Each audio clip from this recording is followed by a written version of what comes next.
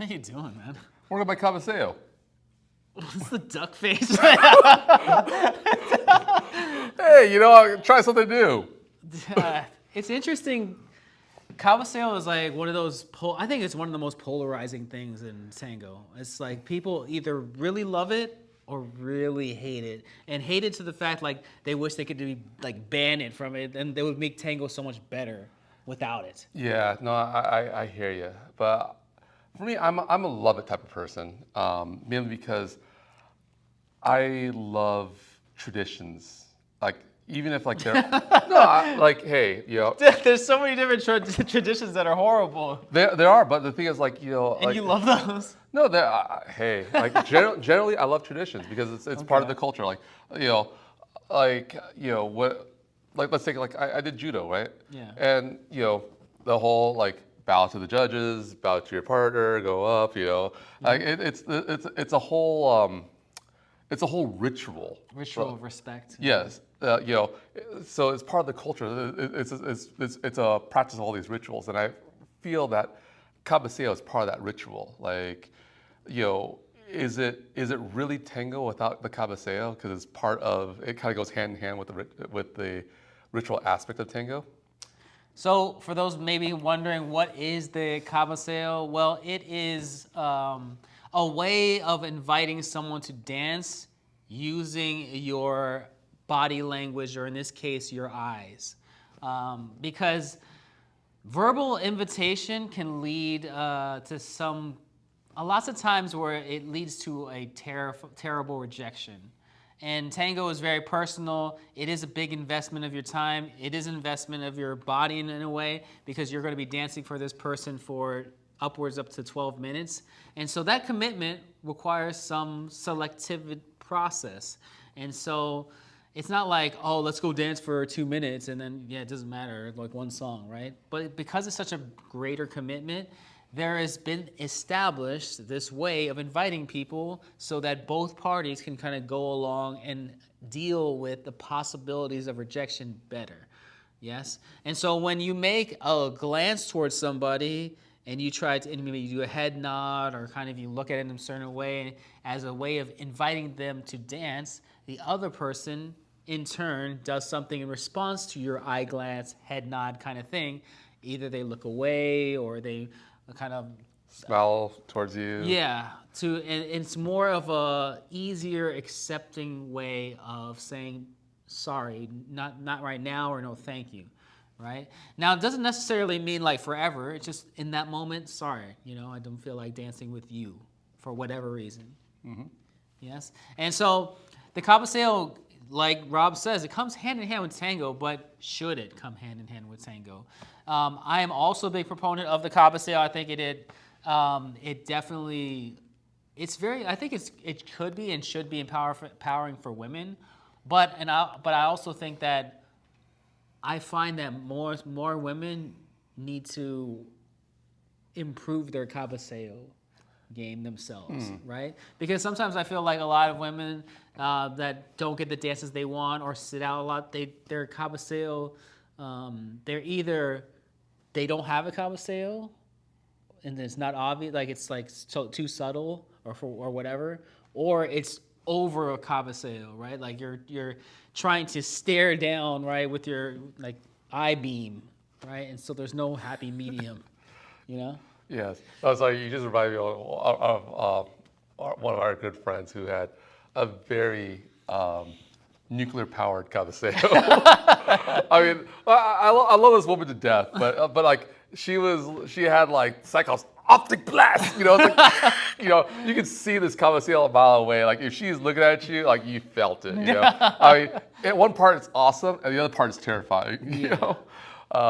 It should be like a mutual kind of eyes meet, and then maybe like I don't know. It should, for me at least, that's what I was groomed to think Cabeceo to believe. Mm. For me, I had a hard time being subtle because I don't have a happy medium. I have either too subtle or too obvious. Yeah. And I'd rather lean too obvious than too subtle. And and sometimes it's like when I'm subtle and like the stars align, cool. But then sometimes it's like they don't. So I'd rather be more too obvious. And I think it's because the reason why I'm rather lean too obvious because I don't mind rejections. Yeah. And and especially if they're just looking away, it's like sure, no big deal. Like not today, not now, not this Tondo, whatever. Yeah. Or we're not compatible, cool, whatever, not a big deal. But I think one of the hardest things about Cabeceo from both sides is like I got terrible vision. No, I yeah, mean, I hear this a lot. I just didn't see you, or I just didn't. yeah, or some It's too dark. yeah, and some ladies complain about it too. It's like I have terrible vision, I can't see anything. So like you really have to make it super obvious, and that's one of the reasons why I do make it super obvious because it's like okay, well here we go. You know, I'm like 6 feet away. You know. Yeah. But at the same time, I love those like long range snipes. You know, where like across the room. You know, and it's just like Those are awesome. yeah, They those are work. awesome. But it's like it's. I'm not good at them. Like I'm not Peyton Manning with the long bombs or anything. I'm just like, you know, I throw on a Hail Mary, and then sometimes it's received, most times not. It's like 1 out of 100. But when it's received, it's like, oh, so awesome, you know.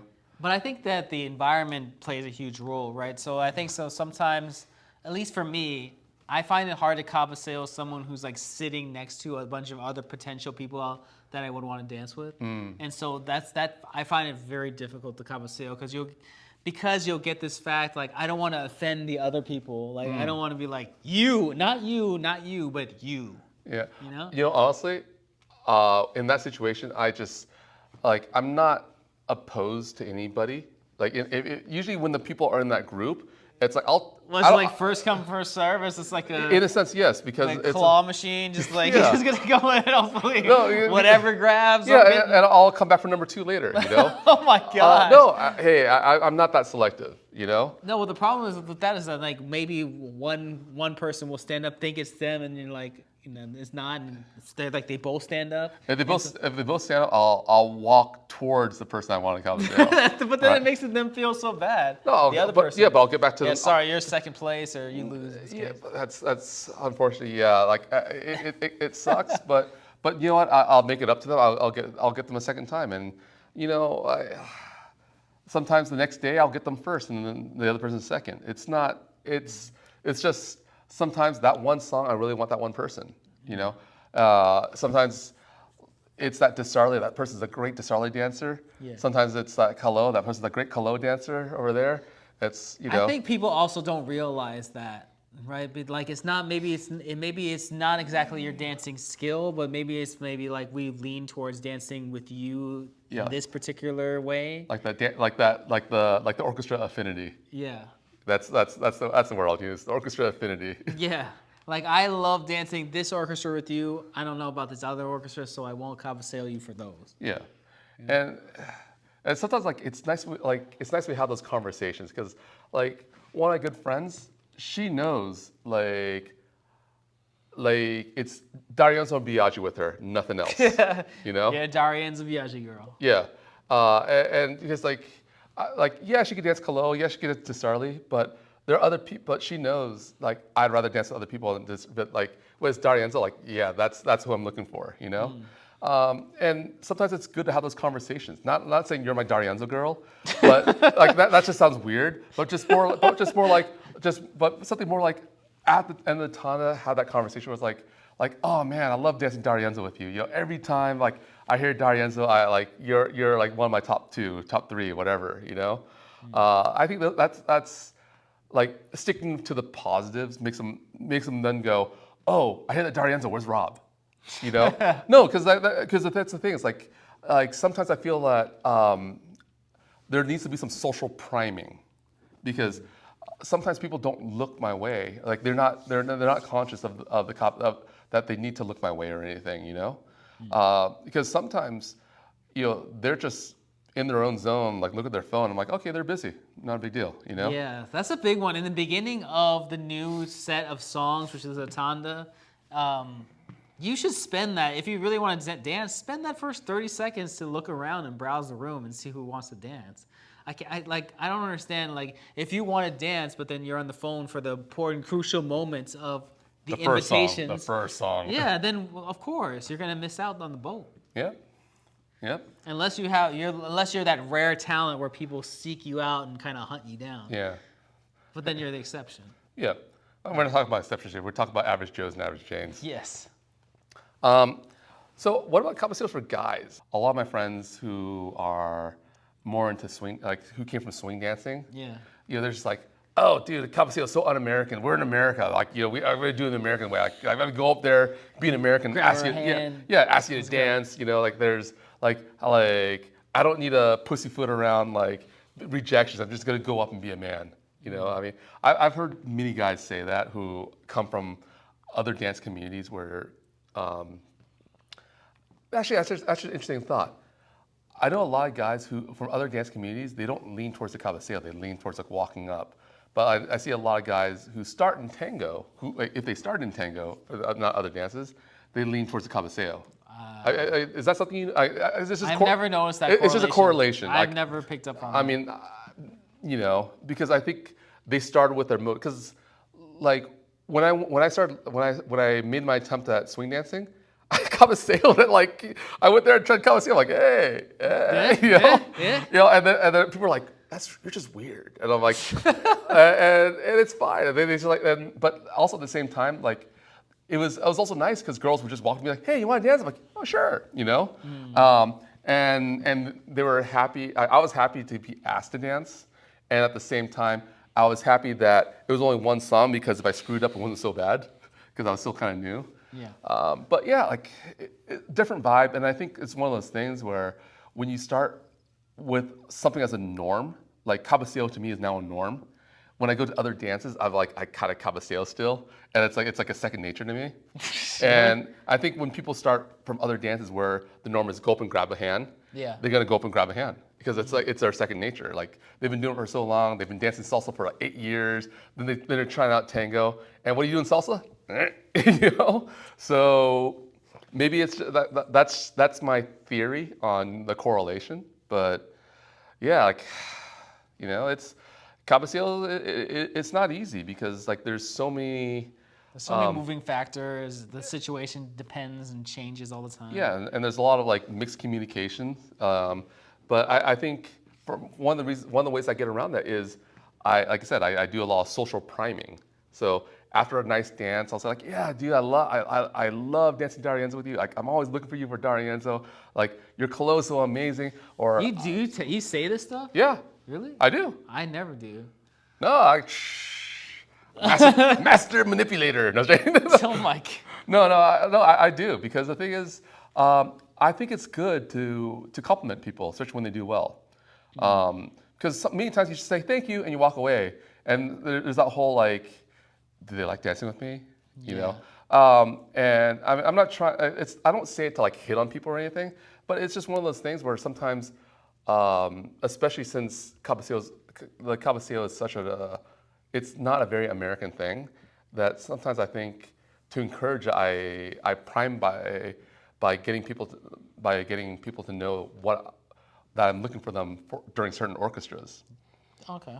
So I mean that's what I do, and sometimes I'll say things like, oh, I love dancing with you on these like long stretch out dramatic things because. Like I love how you just take control of the music. You're very musical, and when I hear like this type of pugliese, like the pugliese Maciel, like I'm definitely looking for you or whatever. I mean, I'll say things like that. Okay. Because I think then when they actually hear it, they're like, oh, like who do I want to dance with? And then they'll know that I might be looking their way because. Like many times, I just see ladies kind of like halfway looking down, and it's hard. Like, do I need to like do this to Cabeceo, And then that goes weird because maybe they're really trying to avoid me, It's commitment on both sides. Yeah. Right, and I think that's where it's led astray. Right, it's going back to that other thing we talked about. It's like having an expectation and like the other parties not meeting that expectation, and so yeah. You kind of knock the other party for not meeting that expectation that they don't know about. Yeah. Right. So I think like a lot of people, I guess think maybe it's up to the leader to cabeceo and initiate. But I think I think it works both ways. It does work both ways. But I think here's the funny thing. So there's a word that we always talk about, the miranda or mirada. Mirada. Thank you. Yeah. And it's like, oh, the guy's cabeceo, the lady's mirada, you know? Yeah. And in a sense, it's kind of funny because I have a friend in BA right now, and she was telling me that, oh, when I went over there, I was getting a whole bunch of bad dance because I was accepting anything and everything. And then my teacher said, you know, don't accept the dance unless you initiate the cabeceo. Oh. And then, so she started initiating the cabeceo, and then she's like, oh, all the dances I get were amazing, you know? And so like, just that kind of advice turned her night around. And she's still in BA right now, having the time of her life. You know, she's probably gonna come back and show me a few things because I'm like, dude, what's BA doing? But you know, again, it's just to your point. The lead doesn't have to be such a passive person in this relationship of this play in the ritual, and It's a ritual dance. Yeah, and I think when they take a more of an active role in that ritual, whether they cabeceo back, they start looking for people that they're actively seeking the dances they want. The chances are they'll probably get the dances they want, and I think that sometimes. Okay, well, I think they have a higher percentage. I'll say that. I think they have a higher percentage of getting the dances they want if they actively seek it rather than waiting for that, that Prince special... Charming to come swoop you up. Yeah. I mean, okay, well, let's look at this. What would it take for a Prince Charming to come swoop you up?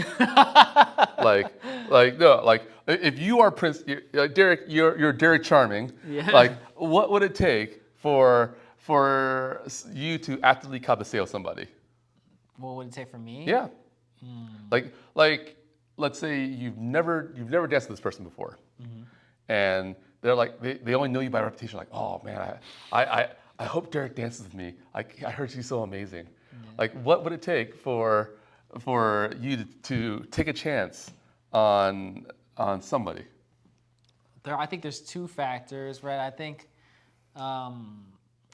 they have to have a really nice vibe when they give the cabeceo, and vibe is very ambiguous. I know that, but it's gonna sound so cliche. But I think I think I've said this a while back. A nice smile.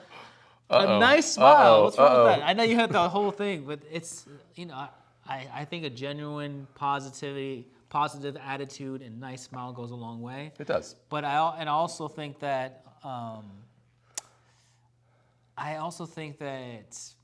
you have to be willing to, if we've never danced before and if you want to dance, you have to do the initiation as well. Yeah. Okay.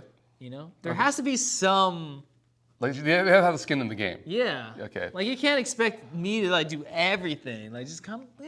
Can we meet halfway or at least 70-30 or something? Okay. I'm trying to think. What would it take? It wouldn't take a lot from me, honestly. What do you mean? I guess because I'm very interested in social engineering. Yeah. It's one of my part of being an organizer and everything. Yeah. It's one of my interests. So I generally I do I typically I'm curious about what makes people tick, and I'm generally drawn to new things, like new people, because I'm like, oh, I've never met this person before. I should go talk to this person. Oh, I should go I should probably dance with this person. Oh, I should get to know about this person. Like, oh, are they from out of town? Or I'm always curious about are they new to tango? Should I introduce them to other people? Those are I guess the whole organizer hat never left me. Did not, for sure. So I'm generally curious about people. So it wouldn't take a lot for me to cabeceo somebody. I don't know how much really we talked about cabeceo. I mean, we broke down a lot with the cabeceo. I think it's really an important thing in the dance itself, and I think there's just a lot of misunderstandings or I think there's not a lot of awareness because let's face it, I don't think a lot of people teach in classes. I think you kind of have to learn by experience, and I don't know. I think that there's a lot of things we can learn about our own interpretations of what the cabeceo should be, or your own experiences with that, and so. Or actually, even have practice with it. Yeah. Because what do you have? What do you have a practice cabeceo? Never. You know, maybe that's something that we should have in classes. Like like you have your let's say your 1 hour class and half hour practice time. Yeah. Maybe we should have like 2 song tandas in the practice time with the cabeceo. It's kind of like the mock malanga. You know, That's kind of cool. But yeah, let us know what you think about the Cabeceo and whether you think it should be kept going, or maybe we should change things up. I don't know. Or is it just in the fabric of Argentine Tango and that's the way it is? But either way, we want to know what you think in the comments. And thank you again for watching, and we will catch you on the next one. All right, thank you for joining us for this episode of Left Foot, Right Foot. Don't forget to click the subscribe button and notification bell to keep up to us in our latest content. Yeah, it really goes a long way. We've come a long way so far, and we really appreciate everyone's support in helping us grow this channel and all supporting our lifelong path of really getting social dancing out there and allowing other people to find their way to Argentine Tango.